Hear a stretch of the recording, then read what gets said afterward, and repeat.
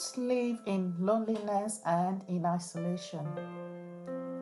Loneliness and isolation were never spoken about with you, living being. You were never designed to be alone. You were not made to exist in isolation.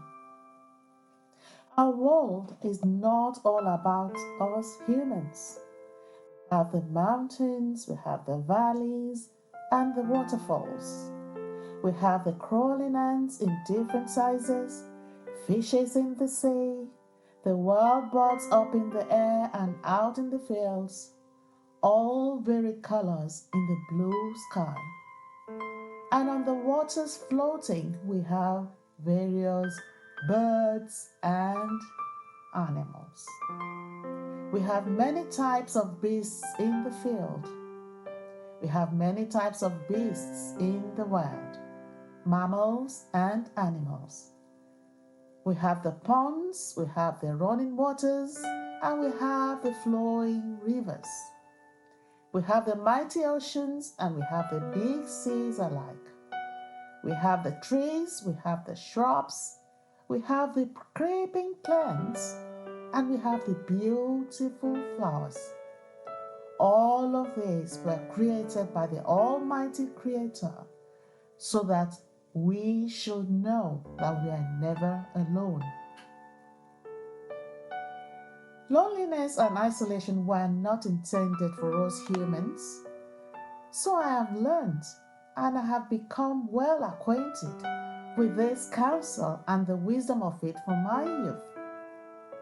These thoughts have remained with me ever since. Shall I ask you one question? Have you ever contemplated that you are a speaking being, not designed to experience prolonged loneliness and isolation? Of course, it is okay to need our own space briefly for reasons. We may well want to be acquainted out of our own choice and timing for a season with our own selves and our own thoughts. Of course, it is okay to need our own space briefly for reasons. But it can become a problem once it goes out of timing and out of season. It can become a problem if we lose control.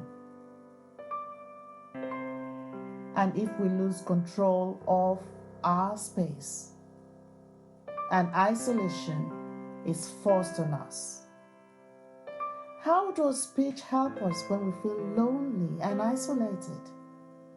Where do we draw the line when we feel we are beginning to lose control? Naturally, as humans, we are all created to be able to constantly create speeches, express our thoughts and feelings in words and sounds. We are engaged in speaking, either in holding conversations with one another or expressing ourselves through our writing, or silently speaking to ourselves, audibly sometimes, or perhaps loudly, especially when we are overwhelmed. In whatever manner, as humans, somehow we are constantly speaking, making speeches. We speak to our pets, some speak to their plants. All of nature is programmed to listen to one another. What a beautiful world of nature.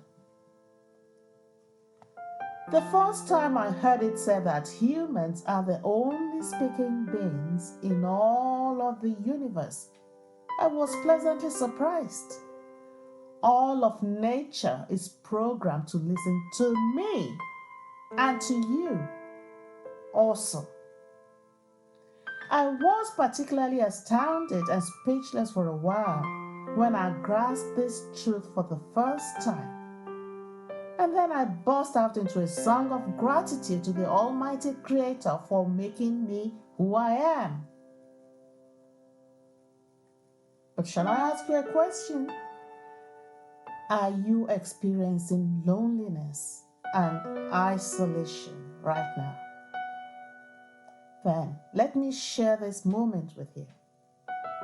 My mission today is to encourage you to take some deep look very briefly at how you got there in the first place and what you should do today to retrace your footsteps out of this loneliness and isolation. If I am a speaking being, there surely should be someone out there to listen to me. It takes two to tango, and same thing applies to you.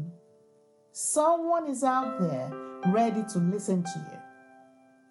Am I echoing your mind? And am I reaching you? Please let me in. Let me speak to you. If there is one encouragement I will leave with you today, it will have to be reach out and talk to someone today. Don't stop speaking. Keep talking. It is okay that my speech may be on the inside of me for a good reason and in a healthy way, or it may be external, engaging with my surroundings, also a good and perfect thing to do. After all, the psalmist did the same. My speech can be to myself. Your speech can be to your own very self too, in the privacy of your thoughts, or sometimes loudly to yourself when you feel so to do. And perhaps to a friend, or to a confidant, or another as you choose, expecting their contribution and advice. I know of so many who love to take advice from other people. That is also all right. Whatever it is, let us keep talking, always speaking. And what about in our dreams? Sure, we do that effortlessly. And who knows, perhaps our dreams may be talking to us. Dreams talking to us. So, wherein lies the importance of speech in all this? I've had deep thoughts, and it comes to me not as a surprise that I realize I am the sole chief executive, the sole CEO, and the only architect of my speech production line. And I am the sole manager of my comprehension center. Understanding that I am solely in charge at the quality control room of my speech factory, ever before my intentions manifest to others to be picked up, entertained at their will and choice, or processed in a time of their choice, that is me. And that understanding is beautiful. Wow, that is wisdom. I have learned to take charge, and I'm still learning more day by day. So my message to you today is, listen to me, hear what I'm saying, and get your own counsel or wisdom from my moments I'm sharing with you. So, what is my message? It is a healthy thing to do to always examine your inner thoughts to check and ensure it is not one-sided, not a one-way internal speech with no exit should you afterwards consider or find it is not the way to go. I'm going to give you some questions, some good questions you might want to ask yourself from time to time if you find yourself on this lane.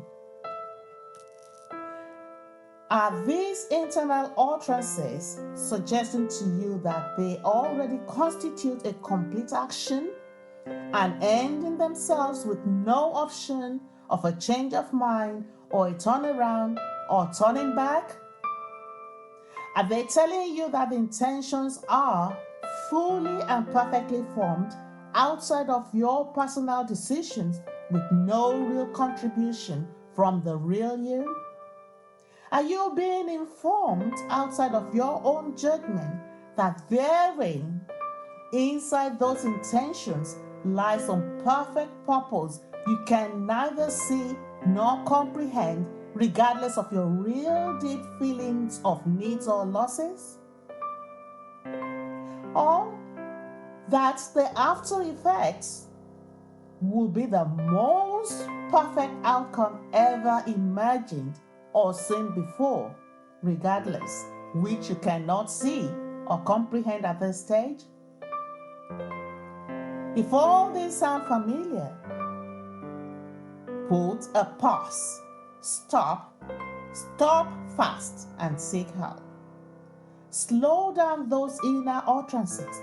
Pause the self-speech. Put that speech on silent mode and run for help.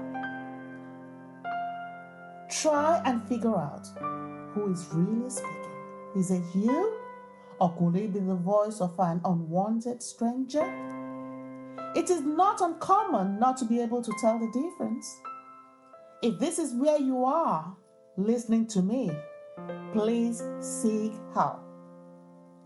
Do not round it up and end this inner speech with the notes carefully tucked away in your thoughts or in your mind or left for someone else to read after.